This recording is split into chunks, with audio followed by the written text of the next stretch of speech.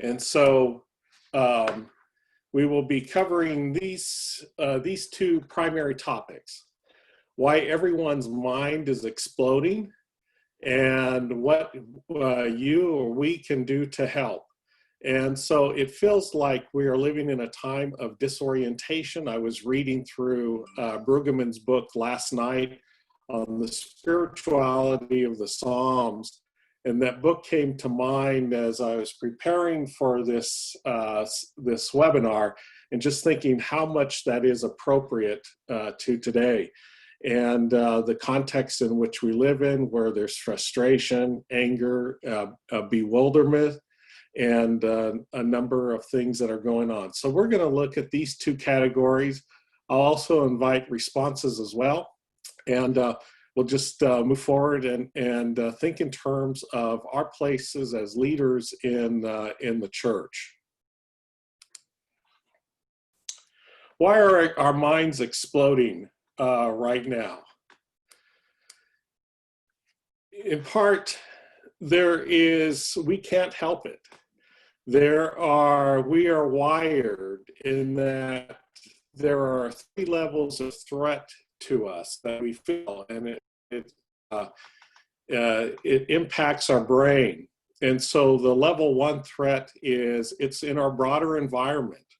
When COVID-19 or something else comes up, we see the level of threat based on how close it is to us. If it's further away, many of us had different feelings about where it was when this situation first broke, when we heard the stories in China.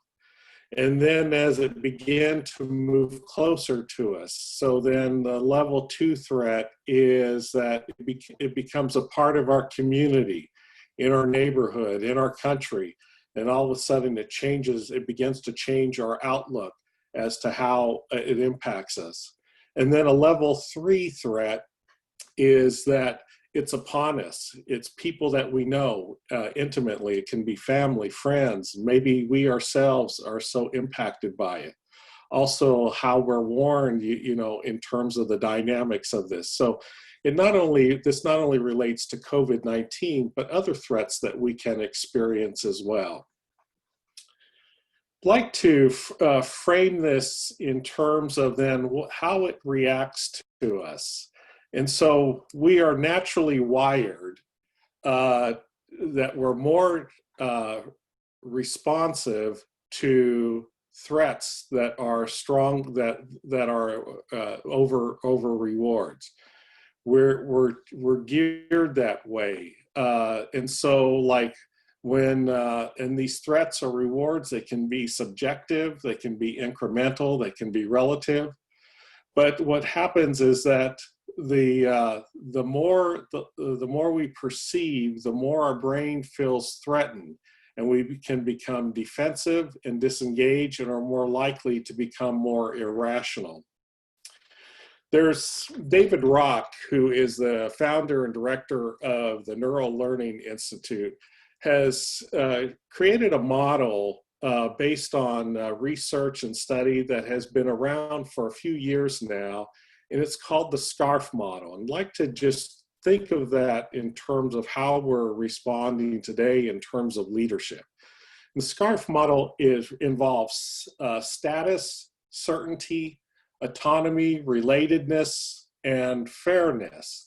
And so how we perceive the threat, whether the threat is negative or harmful, however we may view that, we're going to be impacted by one of those 5 domains, but those domains can also intersect with the other domains as well.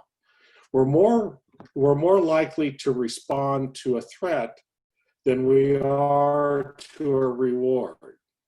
And so when we think about a threat or something that imposes upon us in terms of what it is that may feel that we want to fight back against or run away from or even ignore, that these areas then can be impacted by us.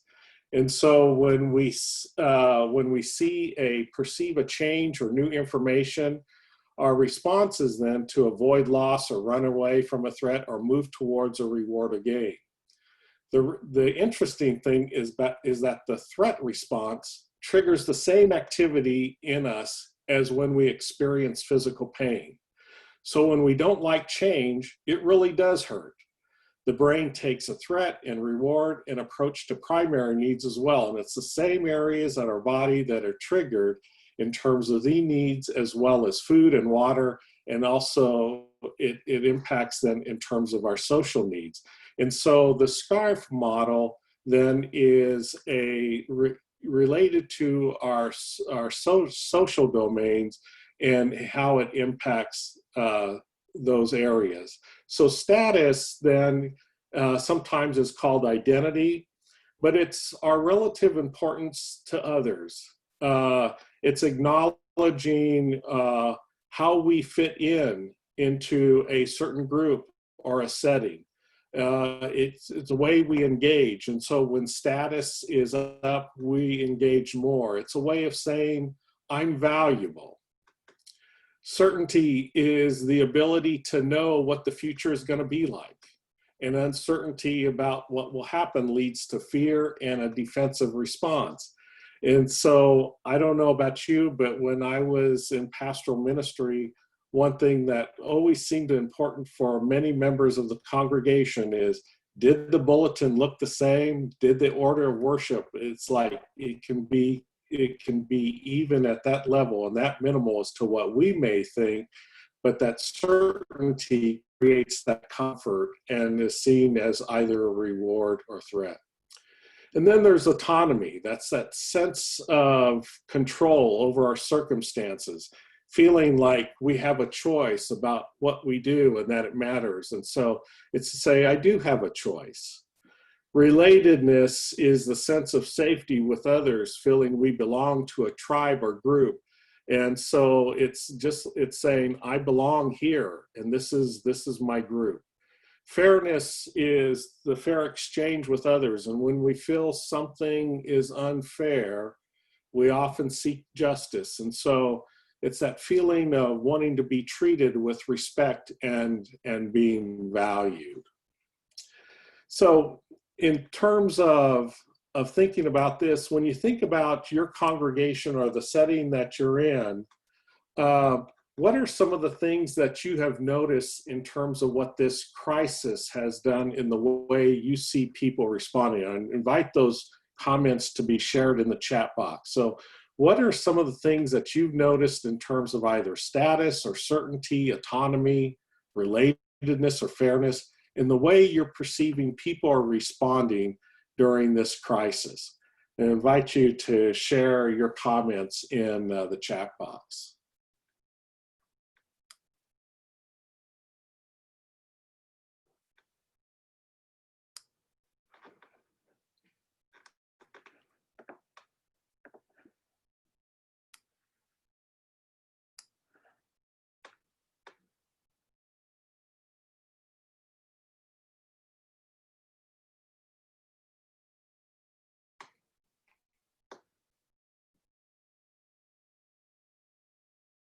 One of the things that I'm seeing, okay, yeah, Gita, camp folks are wanting business as usual, even when it's not possible. Certainty, a good deal of uncertainty, not knowing what the next day or weeks is going to hold. Yep. Yeah, getting back together in worship. Yep. Dana, concerning their worth from their workplace. Yep. The personal relationships.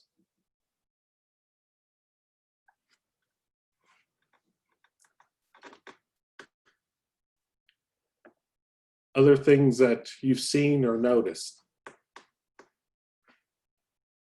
Safety in the workplace. Yep.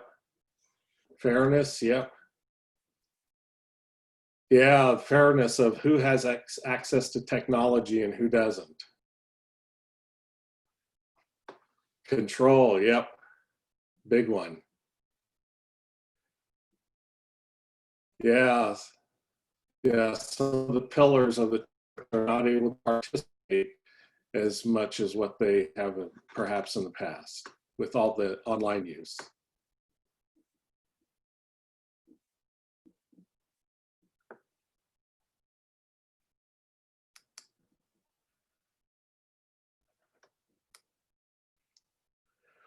one of the ways that in terms of thinking of in how it enables us to move forward is that thinking in terms of a way and towards.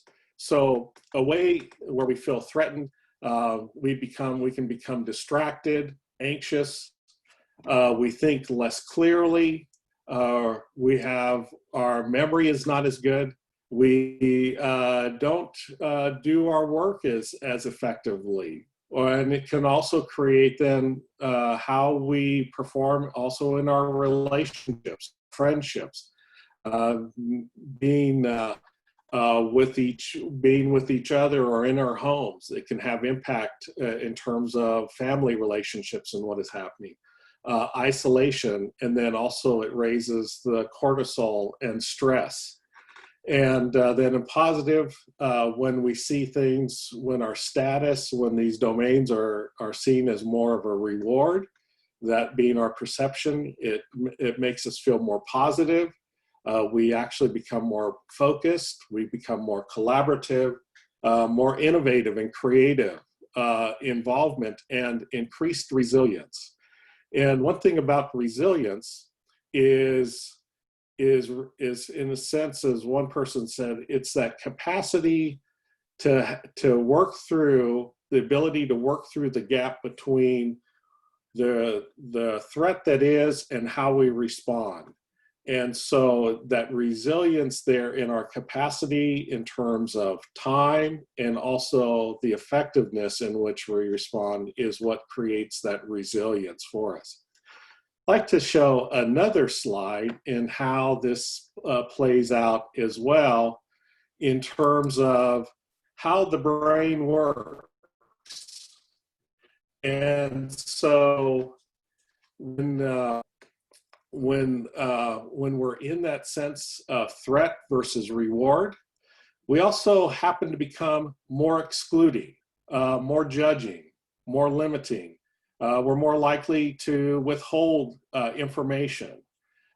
We can also act in terms of what we're able or willing to share what we know. We become more dictating and criticizing.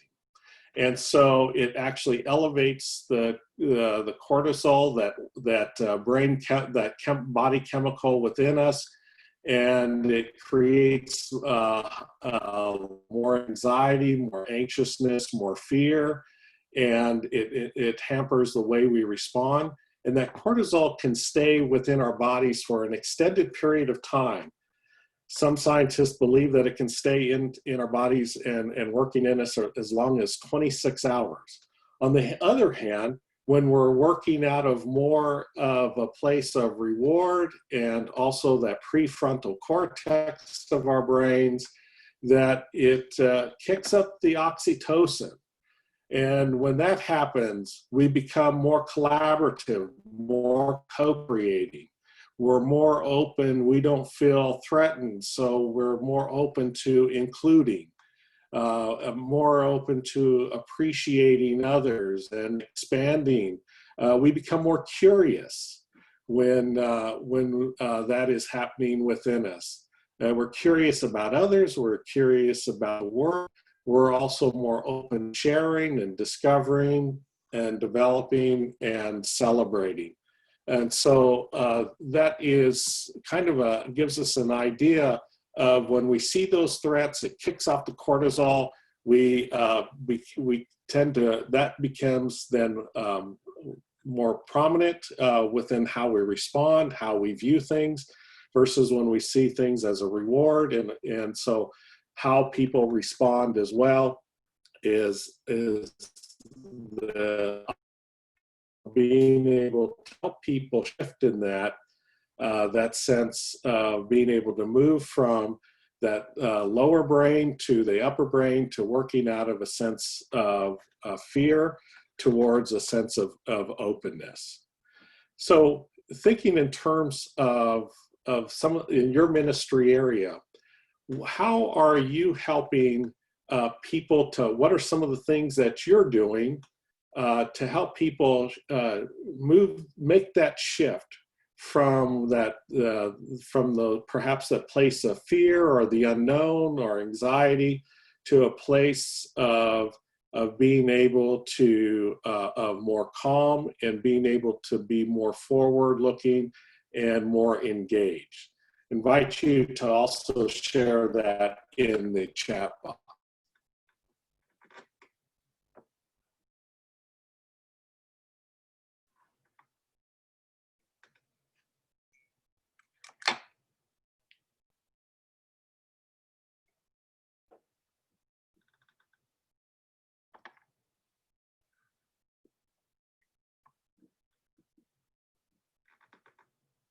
Yeah, encouraging members to turn off the news. Yeah. Weekly Zoom prayer meetings, the act of sharing needs and praying together. Yes, shifts us into gratitude and vulnerability. Thank you, Dana.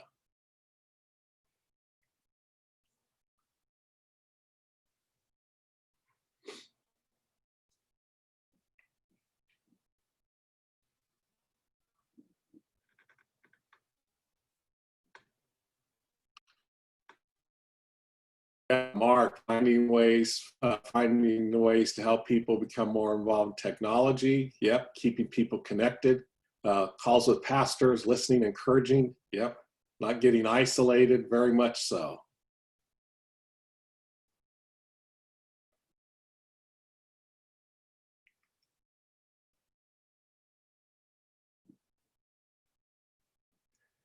Midweek messages of encouragement. Yeah, connecting with people, encouraging others.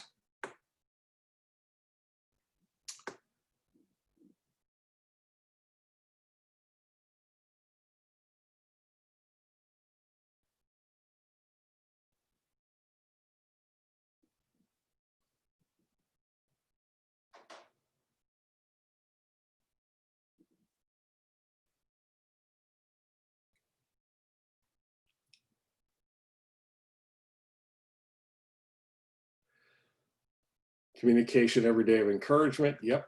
Oh, good. Alternative Easter egg hunt. So the one thing that we're finding now too is, and it's not just COVID-19, but many things for people, and but it's something that is so prominent in our lives right now. It's created. It has become a fixture for us, and so we can easily go back and forth between the sense of threat and reward, and also the perception. And so you can have people sitting in your congregation that will have different experiences, and they'll have different perceptions about what is happening about them. And so sitting right next to each other, they can be going, and they could be in one place versus the other. And meanwhile, as a pastor or congregational leader, that being able to lead and to provide ministry and care with them. One thing that is that happens with such a crisis is that feeling of autonomy. And so especially early on, and as things change, there can be an increase in the lack of autonomy. We're not sure what we're supposed to do for ourselves, for others, our security. We get conflicting advice. You remember when it was first outside, wash your hands for 20 seconds, and then we received, well, wear a face mask, or, face masks are not needed. And now we're back to, now it's wear face mask. And then the other thing that has reduced our autonomy is we have no experience before to know how to act. And so those decisions we make become much more challenging and feel much more threatening. Another thing that happens is that, as many of you have pointed out, and where you're connecting is the steep reduction in relatedness, dramatic increase in in-personal social connections. People are clamoring to get back in touch with each other, to have those congregational gatherings again. Social support can be diminishing, and people are craving it because they feel that lack of certainty. And then for those who are at-risk populations, it makes it very challenging for them. And so the situation can become more fearful and more threatening to them. So we begin to talk about how to help, and what suggestions, when you think about relatedness and fear and more, what are ways that you're trying to step up the way that you're helping those in your congregation to feel connected and to feel less threatened by the situation that we're living in right now? Again, invite those comments in the chat box.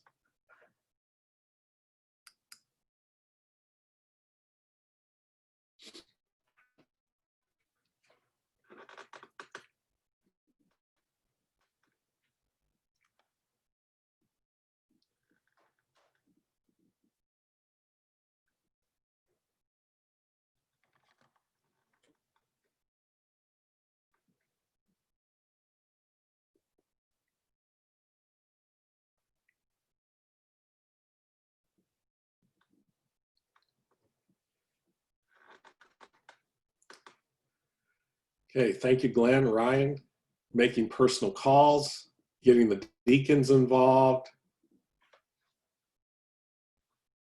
reaching out to the under shepherd list, including those who have not been frequent attenders.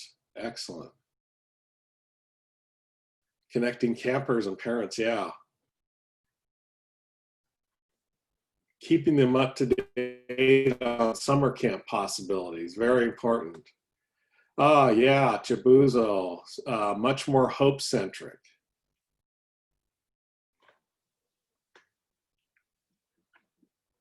Phone visits as well, excellent.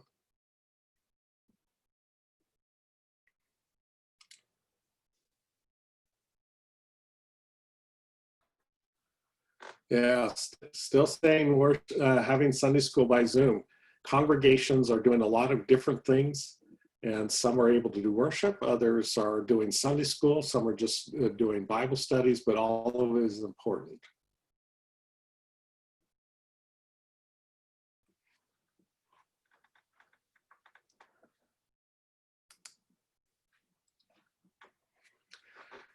Yeah, social gathering times by Zoom. Yeah, a lot of organizations, congregations, businesses are having those social gathering times, coffee breaks, lunch breaks by Zoom.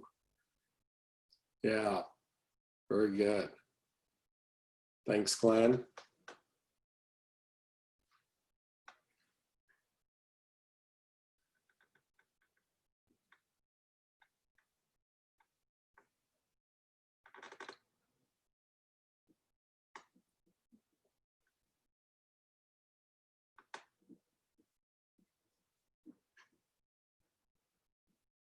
Yeah.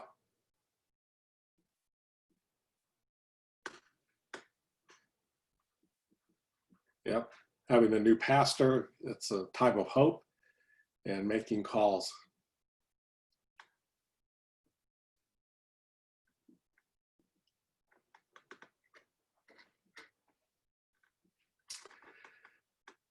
Friend of mine sent me this cartoon, Where's Waldo, in the age of social distancing. And I had to really chuckle when I saw this and find it amusing, but it is the reality in which we're in, and trying to maintain it for everybody's health and well-being. There is two ways that we can help is how are we as leaders? And so to share a couple things, because our leadership is contagious. And so just to think in terms of leading for your congregation and yourself, what are some key things? And this comes from, I didn't get a chance to put it on the slide, but from the Center for Creative Leadership. And one of the things that in ways to lead and adapt through a crisis is one, seek credible information. We live in a world where we're at such time where we have an overload of information, and being able to sift through it to find the credible information, because so much changes, but also we find so much misinformation that's out there. Also, using appropriate communication channels for whatever fits your context for your congregation and the setting which you're in, and to have those communication channels, because one, it reduces emotional distress caused by the unknown, so that sense of uncertainty. It also provides tactical guidance. What's going to be happening? So reinforcing that sense of certainty of we may not know when this ends, but these are the things that we're doing. It also demonstrates that leaders are concerned and involved and knowledgeable, and they're trying to stay on top of the situation. And then, of course, the 3 R's, review, repeat, and reinforce the key information that is important for your congregation or the context in which you're leading. And then also a third area is explain what your organization is doing about this crisis. So what kind of planning are you doing now in terms of beginning to plan, what are we planning for in this time of shelter in place?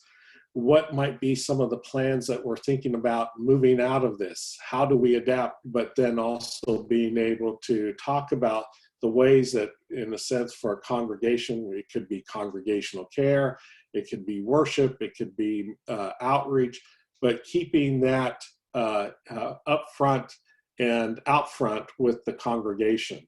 And then, as many of you are sharing, you're being present and available, doing those phone calls, having those Zoom calls, those types of interactions and social engagements are very important for leading through a time of crisis. And then fifth area, which can be or could be overlooked, is what are we thinking of in terms of the future? What might be the resources we need to think about and begin to dedicate and plan with that in mind? So in a way, you're inviting, as you're raising hope, and also in that sense of awareness of what is today, being able to engage people in a way that you can begin to create contingency plans or do some scenario planning that will, in a sense, allow the congregation, the district, to be more adaptable if something of another crisis were to come up upon us, which they are very much predicting. So who knows? But anyhow, what might be those scenarios? But also coming out of it, what will be the scenario we face? We don't know yet, but what might need to be planned now to begin to move things forward. Also, maintaining perspective. It's in terms of facing our own emotions and being able to label it as to how we're feeling and what we're experiencing, what are our own feelings, what are our own thoughts. what can we control? What can't we control? And so in a time like this, helping to maintain perspective is also to identify those things that we can control, because it helps us in terms of our own emotional and physical and spiritual well-being, and being able to acknowledge those things that we cannot control and to be able to let go of those in a way that is healthy for us and for the group we're leading. As Chibuzo mentioned, and many of you have mentioned, focusing on the positive, giving hope. And so in one book, gosh, I'm blanking on the name. Anyhow, his name will come back. Boyatzis and Annie Weems, in their book, focused that on leadership, key things that people in the congregation will notice and remember is our capacity of compassion, our ability to share in a sense of hope, and to empower people to begin to live into hope. And then also that mindfulness, that awareness of the context that we're in, and being able to act and to be able to be appropriate within those given contexts. Also, prioritize and focusing, managing our time and priorities, concentrating on the major issues are going to be important. Thinking today, taking the crisis one day at a time, and because moving beyond that is very draining for us, very depleting.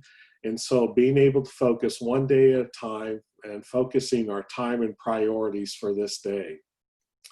Also, remaining grounded, our spiritual disciplines, taking breaks, physical activity, the relationships that we have, because the relationships matter. And so not only is it making connections and building those relationships with people in our congregation and in our district, and other districts and other relationships within our social networks, but doing it in a way where there is compassion, hope, and respect.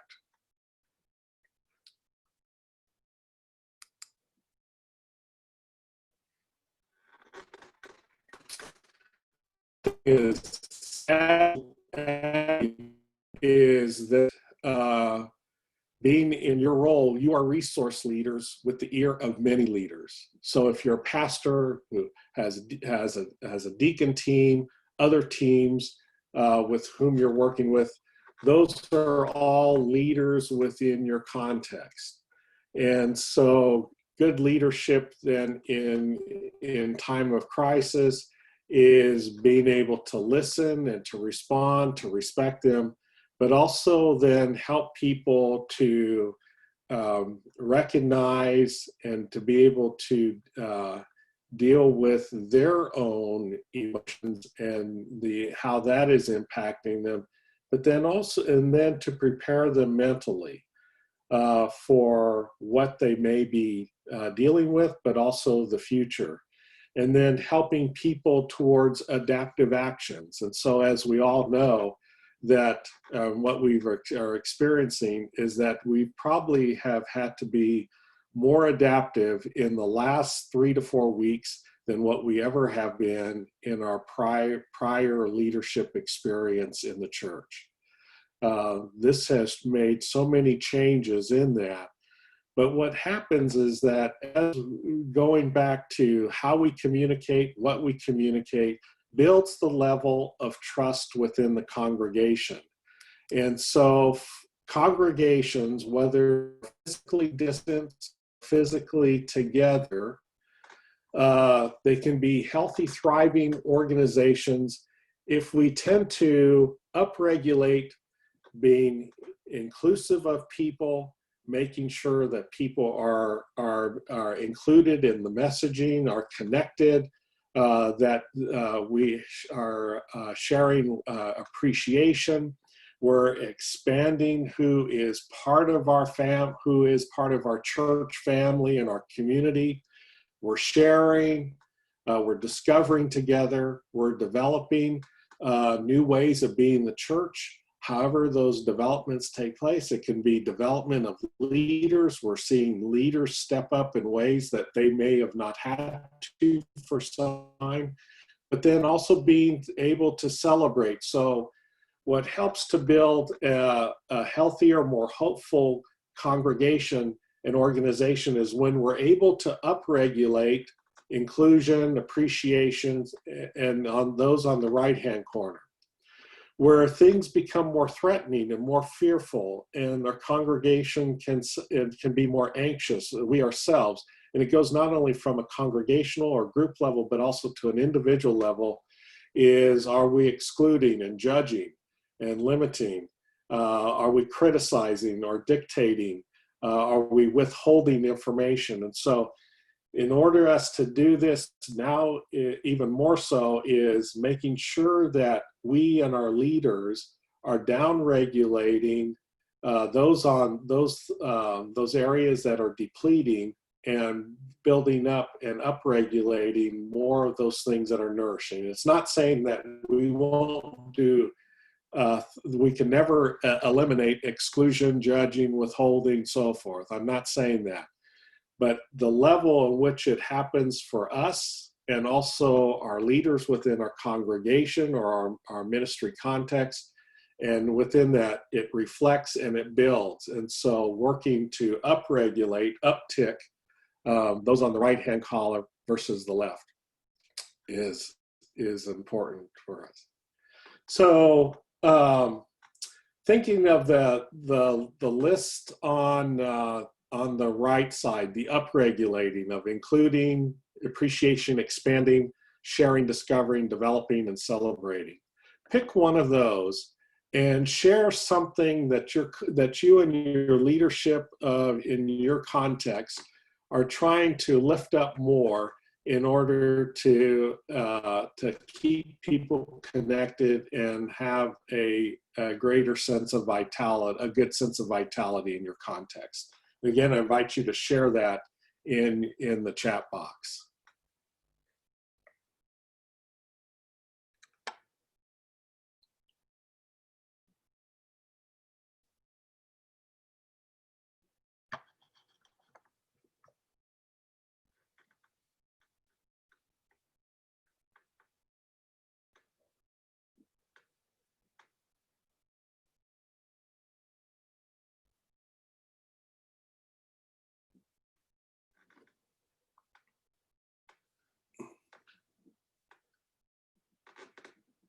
Yeah, thank you, Dana.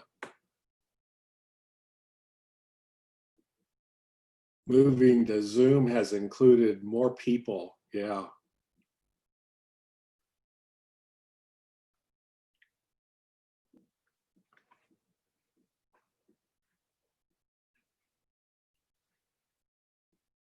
Oh, good. Glenn, including children and older adults in communication, part of the service. Yeah.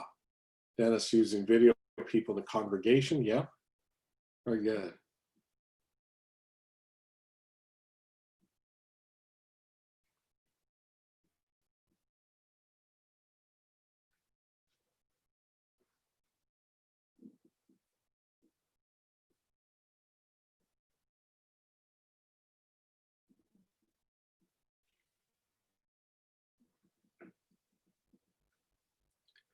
Ah, great. Wanda, the sunrise service. Wow, from 5 different states. So what I'm hearing from a number of congregations, how people from different parts of the country are connecting to some of our congregations. Yeah. Yeah, encouraging contact with camp, yeah, and camp friends. Excellent. Using, yeah, expanding technology platforms.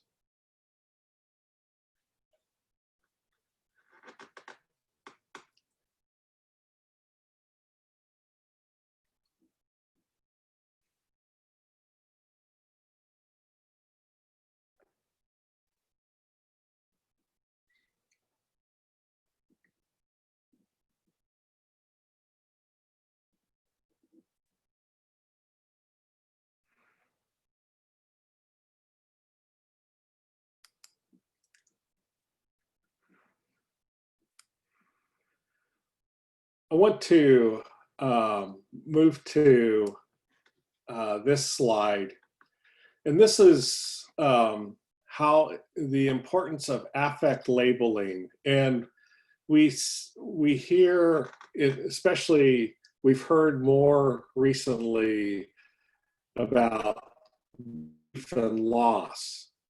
And affect labeling is important to the life of our congregation and to the individual well-being.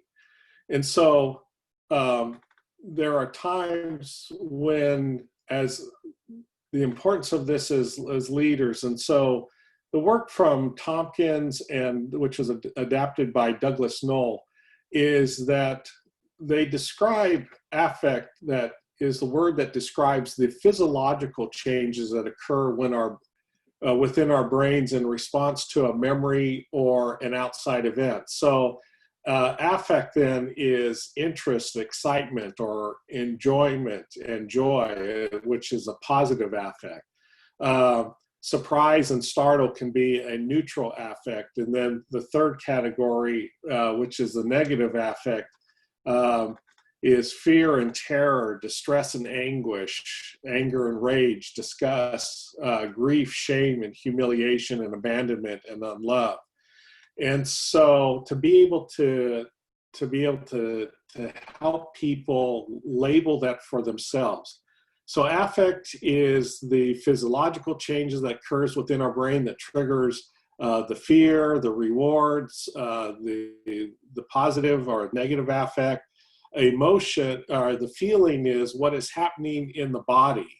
So, for example, when we're frustrated, we can feel hot. Our face can flush red, and that's caused by the blood that's rushing to our capillaries. So, or, when we feel frustrated, or even ratcheted up a notch when we're angry, the feeling is more of what's happening in the body. And so when we are able to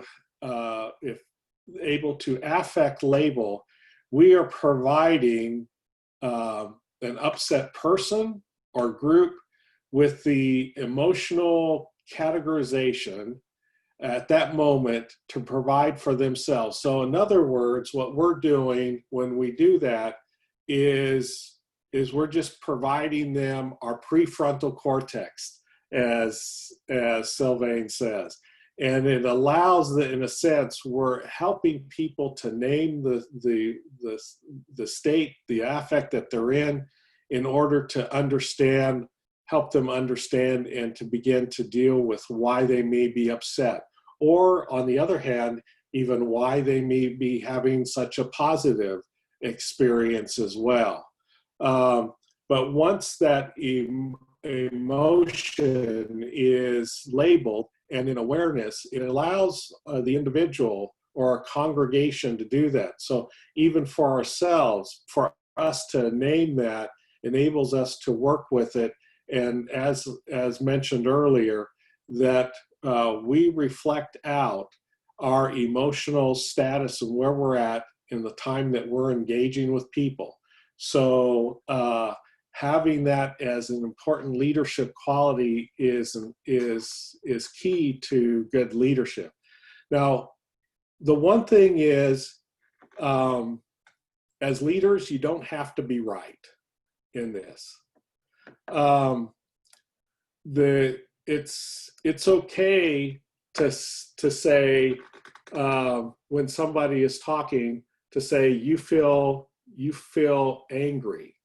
And it's okay for them to correct you if they hear that and say, no, I'm feeling more frustrated, and to be able to have them unpack why that's happening.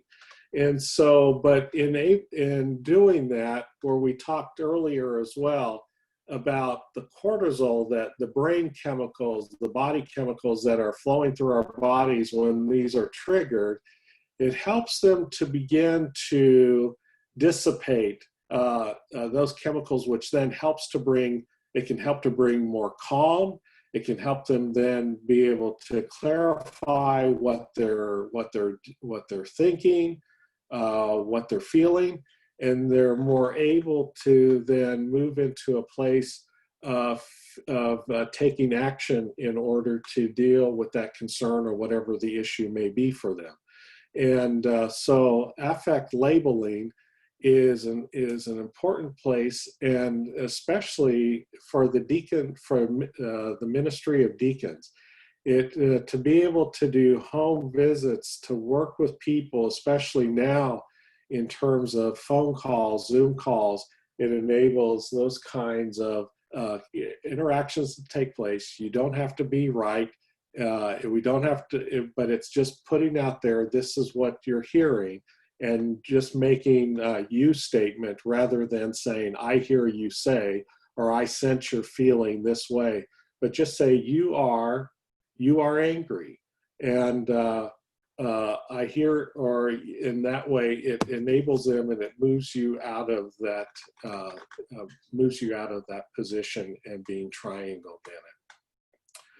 So these are 9 areas, the three categories: positive, neutral, and negative, and they can be very helpful in ministry and also in leadership conversations around the table, or as now we're doing it during Zoom.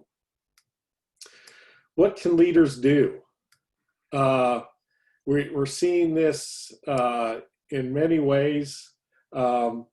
Leaders in a crisis, we can underreact, we can say nothing, or we can show minimal empathy. Perhaps we don't want to be alarmist, or we can underplay the situation. There's also on the other end, to overreact. I believe Dwayne shared with his congregation to turn off the news. And so it's that constant obsession, that constant monitoring of the news. By overreacting, we can create panic. And so how are we adaptive? And so leaders, what I'm sharing is that helping to be adaptive by doing these things enables the congregation or our context to be more adaptive as well. And so being able to empathize and affect label to help individuals or groups reframe and refocus. So in terms of helping them to see a situation perhaps in another light where they may not see the opportunity in this. Help people prepare for what's ahead. And then a way to do that in terms of conversations, whether it's affect labeling, helping people to reframe, or to be able to ask conversations of discovery and innovation. So discovery question can be what, as somebody shares how they're feeling and be able to unpack that to discover with that. Innovation question could be what might help them move forward. And it allows that caring conversation to take place. Also for an individual or a congregation, contingency planning. What are ways to think of the situation now in which they're in and which we are in, the shelter in place? What might this look like for us? What are ways to manage the situation, to think about getting groceries, paying bills, whatever those issues may be, but then also contingency planning coming out on as things begin to loosen up. How might they respond? What are ways for them to begin to think through that? Again, conversation of affect labeling, because they may be feeling frightened of what might be ahead of them because the future is unknown. And so, but being able to help people think and visualize what might be possible for them. Going back to the SCARF model and want to finish here is when all is well, people in terms of their status, people are recognized for their standing position within a congregation, within a district, within different kinds of social networks. Also, when all is well, people experience those familiar patterns that lead to that sense of it's safe and predictable. People make decisions about important matters that affect them, and so that sense of autonomy. And so you can read through there, people are treated as colleagues or as part of a group, and they feel like they're among friends or their peers, and so they feel respected. And then also fairness, that people see that the organization or that people within their social networks or others treat everyone with fairness and respect. When there's that threat response, here's ways that you can help people work at this from the domain of status. Help people to identify and draw on people's areas of experience, encouraging people to master new skills, rewarding the acquisition of new skills. So as people in our congregations as we're expanding use of media platforms and so forth, how are we recognizing and rewarding our congregation with these expansion of new skills and new ways of interaction? So this is very important for the congregation in terms of, again, uplifting those areas of oh gosh, where was it? Upregulating, that's what I wanted. Had to click back. In terms of certainty, share plans and goals, as explain what stays the same amidst the change, break complex tasks into smaller manageable tasks, and reduce ambiguity wherever possible. If working in teams, a lot of people to organize their own work and so forth, and allocate rewards then as far as fairness, spread information quickly, clearly, and widely, especially where people feel like they may not be getting information soon enough or quick enough, but being able to have that help. That is so important then for leadership of the church. I'd like to just open time now for some questions.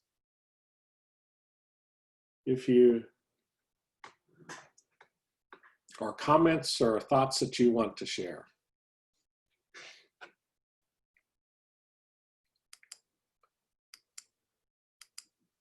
Also, I'm going to paste in the chat box the link for the CEU request.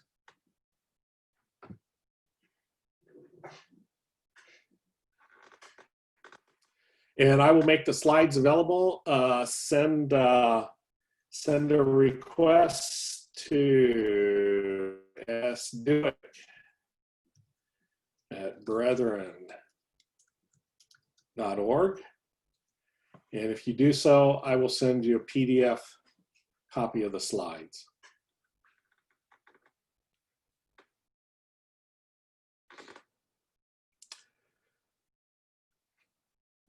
So for me, just to also what I would find helpful is there anything that you heard today, either through the chat box or through the information that was shared, that you found helpful, or is there an area that you have a question about?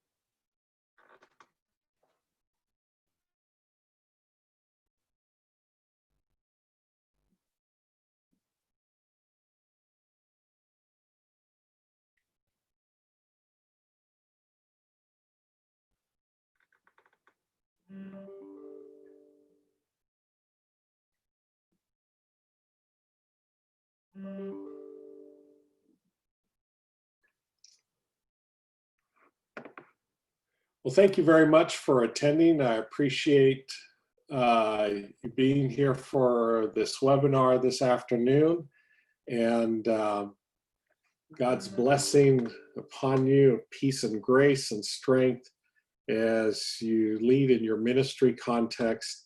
And I wish you all well and and health moving forward.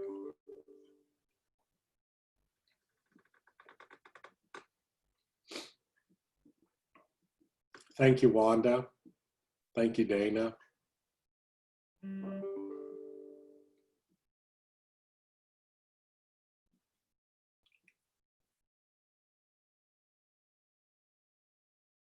Thanks, Russ.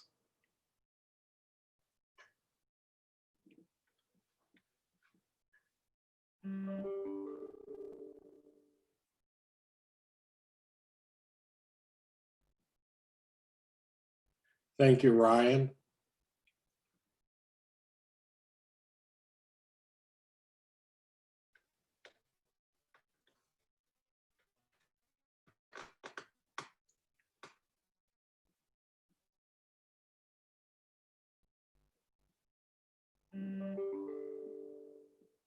Yes, Wanda, yep.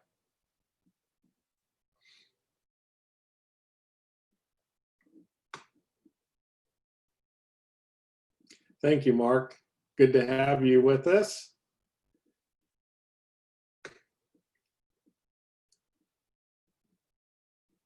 Mark, are you still with the Presbyterian congregation in Altoona?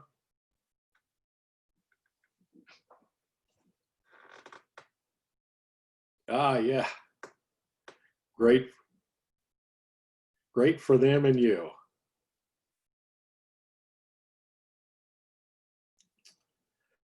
All right, everyone. It's been a great day, and I just, again, so appreciative of everyone attending.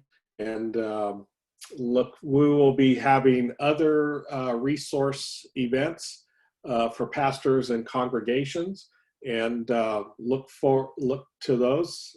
We are working on planning content. Also, if you're aware, as you are by now, the New and Renew conference was canceled, postponed till 2021.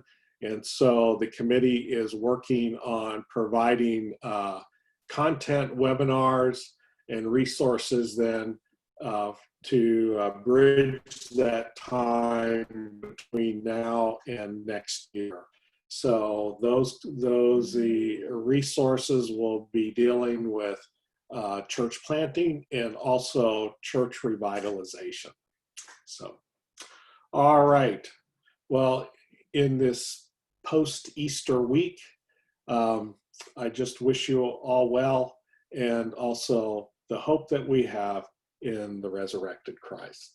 Thank you, one and all, and thanks for sharing your thoughts and your ideas and your leadership in the chat box today. Thank you so much. Bye-bye.